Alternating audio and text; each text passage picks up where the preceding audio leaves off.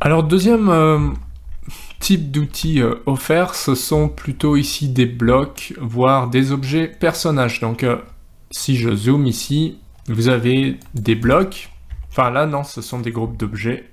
Et vous avez parfois certains blocs qui sont disponibles. Pour savoir si ce sont des blocs, et bien voilà, vous avez un seul objet quand vous cliquez dessus. Alors que quand ce sont des groupes d'objets, et bien là, voilà, vous pouvez modifier ces objets-là. Pour passer d'un bloc à un groupe d'objets, je peux faire DE comme décomposer. Donc là, j'ai décomposé mon bloc. Je fais CTRL Z pour rétablir ici, mes blocs. En revanche, si vous voulez créer un bloc comme celui-là, si vous dites que par exemple, voilà, ces deux-là, c'est un bloc, il suffit de lancer la commande bloc, tout simplement, ici, et vous convertissez avec cette fenêtre en bloc, vous mettez personnage avec poussette, pourquoi pas, et puis vous faites choix des objets, c'est déjà choisi, mais vous pourrez le refaire comme ça, entrée et OK.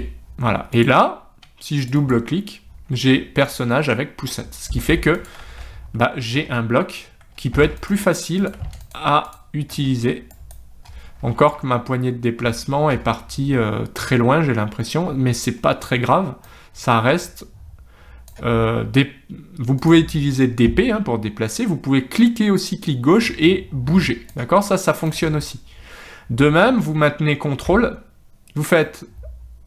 Vous sélectionnez, vous maintenez CTRL, vous ramenez là, et ça fait une copie. Bien sûr, le CTRL-C, CTRL-V marche très bien également, mais là, vous avez un bloc qui est disponible. Ce qui est pas mal, c'est que quand vous avez plusieurs blocs, vous en sélectionnez un, vous faites clic droit, sélectionnez similaire, et puis ça vous sélectionne tous les blocs. Voilà. Donc ça, c'est l'astuce. Donc vous aurez accès à des blocs plutôt... Donc ici, ce ne sont pas des blocs dynamiques, d'accord? Donc vous avez soit des objets, soit des blocs. À vous de les utiliser comme bon vous semble. Il n'y a pas de mauvaise méthode à ce niveau-là. Je vous ai montré comment passer de l'un à l'autre de toute façon. Donc voilà, vous avez énormément de choses. Vous avez les sportifs, vous avez les personnages qui sont là en déplacement dessus, vous avez des personnages pour habiller vos plans, etc.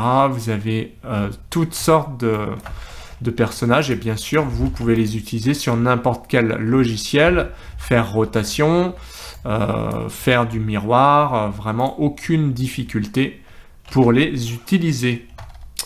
Voilà pour cette série d'outils complémentaires.